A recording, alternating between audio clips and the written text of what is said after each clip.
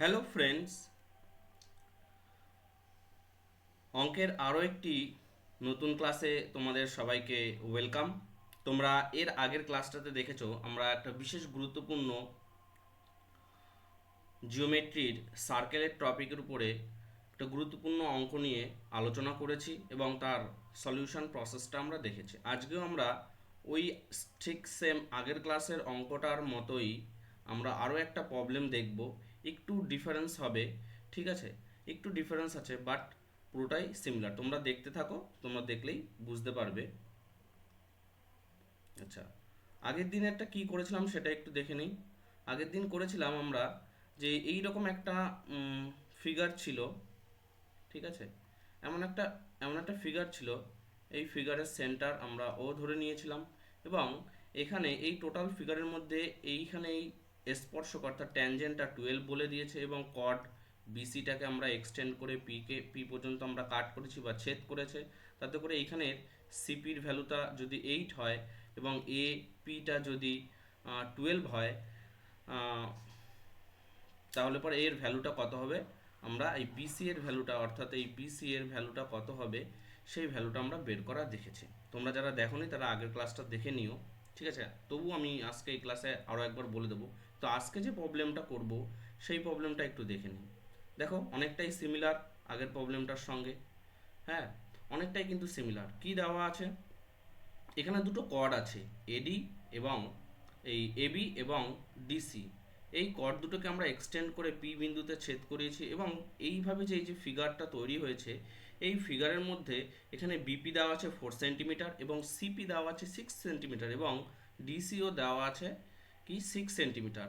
তাহলে আমাদের এখানে এবিকে ফাইন্ড করতে হবে, অর্থাৎ এইখানে এই যে এবি যে কর্ডটা আছে এই কর্ডটাকে ফাইন্ড করতে হবে। ফর্মুলা কি, ফর্মুলা একদম সিম্পল, ঠিক আগের অঙ্কটার মতোই ফর্মুলা।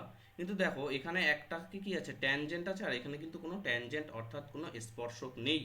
তাই আমরা এই অঙ্কটা কিভাবে করব, এই অঙ্কটার ক্ষেত্রে আমাদের সলিউশনটা কেমন হবে। প্রথমে আমরা কি করব, এই টোটাল কর্ড এই এ থেকে পি পর্যন্ত আমরা মাপ নেব, ঠিক আছে। আমরা এখানে এ বিটা কিছু নেই বলে শুধু এক্স ধরে নিচ্ছি, তাহলে এক্স প্লাস 4 হচ্ছে। তারপরে বাইরের যে এক্সটার্নাল পোর্শন আছে সার্কেলের, এই সার্কেলটার যে এক্সটার্নাল পোর্শন আছে সেই পোর্শনে কত আছে, এখানে এই লেন্থের উপরে 4 আছে, 4 দিয়ে আমরা মাল্টিপ্লাই করে দেবো। আবার এই টোটাল কর্ডের এই কর্ডের ডিসি কর্ড টোটাল পি পর্যন্ত কত আছে, এখানে 6 আর 6 মিলে কত হচ্ছে 12 হচ্ছে, ইন্টু করে এক্সটার্নাল পার্ট যেটা আছে সেটা আমরা গুণ করে দেবো, কত হচ্ছে 6 হচ্ছে। 4 দিয়ে যদি এটাকে ডিভাইড করি তাহলে পরে কত 3 পাচ্ছি আমরা। তাহলে এক্স প্লাস 4 সমান সমান 18 হবে এবং এক্স ইকুয়াল টু কত হয়ে যাবে 14 হয়ে যাবে। তাহলে সিম্পলভাবে আমরা কি দেখলাম যে এটা কিন্তু কত হচ্ছে আমাদের 14 হচ্ছে, অতএব এ বি এর ভ্যালু কত হবে 14 সেন্টিমিটার হবে, ঠিক আছে।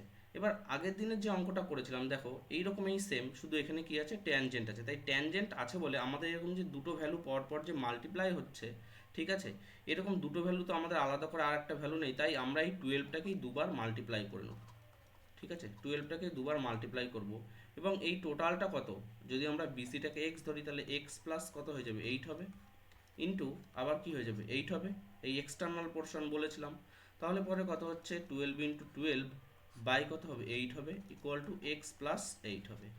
4 দিয়ে ডিভাইড করলে এখানে 3 হবে, নিচে 2 হচ্ছে, ঠিক আছে। এখান থেকে ডিভাইড করলে পরে 12কে 6 হচ্ছে, তাহলে কত হচ্ছে 18 হচ্ছে।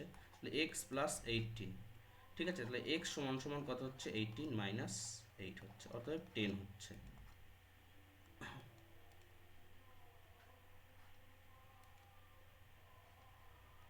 এটা তাহলে আমাদের এক্স এর ভ্যালুটা, এখানে বিসিটা টোটাল আমাদের কত হচ্ছে, তাহলে আমাদের 10 সেন্টিমিটার হচ্ছে। তাহলে এখানে আমাদের দুটো অ্যান্সার পেলাম। দেখো দুটো অনেকটা কাছাকাছি ফিগার আছে আমাদের, ঠিক আছে, অনেকটাই কাছাকাছি আছে। তাহলে এটার উপর বেস করে এই ফর্মুলা দুটো খুব কাছাকাছি ফর্মুলা, এই ফর্মুলার উপর বেস করে আমরা এই ধরনের কিন্তু সব অঙ্ক কমপ্লিট করতে পারবো। আশা করি তোমরা বুঝতে পারলে। যদি না বুঝতে পারো অবশ্যই কমেন্ট সেকশনে জানিও, নেক্সট কোনো ক্লাসে আবার এরকম একটা ট্রিক্স তোমাদের সঙ্গে শেয়ার করে দেবো, ঠিক আছে। এবারে আর একটা ফিগার তোমরা দেখো। আচ্ছা, এটা দেখো এই ফিগারের মধ্যে তোমাদেরকে বের করতে হবে বিসি, ঠিক আছে।